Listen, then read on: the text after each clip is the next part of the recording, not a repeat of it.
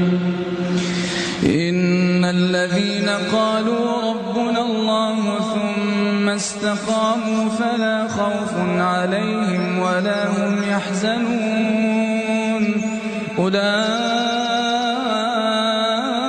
أصحاب الجنة خالدين فيها جزاء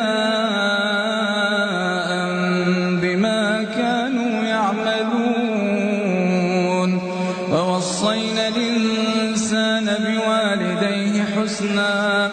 حملته أمه كرها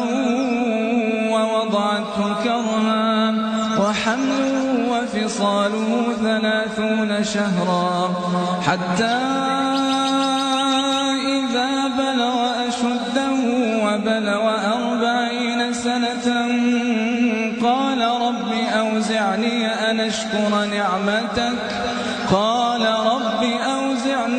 أن أشكر نعمتك التي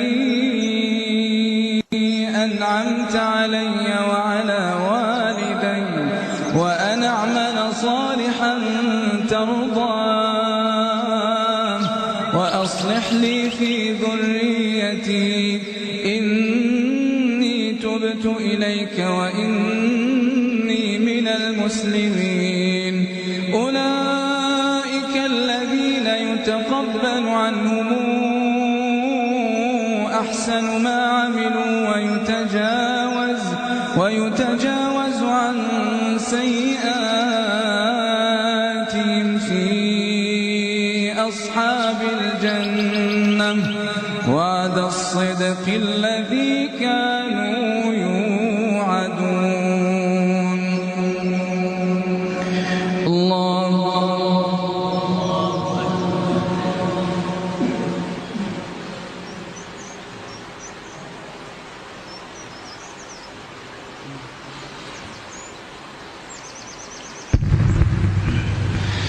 سمع الله لمن حمده.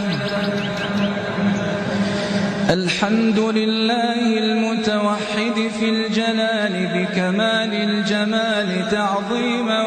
وتكبيرا المتفرد بتصريف الأحوال على التفصيل والإجمال تقديرا وتدبيرا المتعالي بعظمته وجبروته تبارك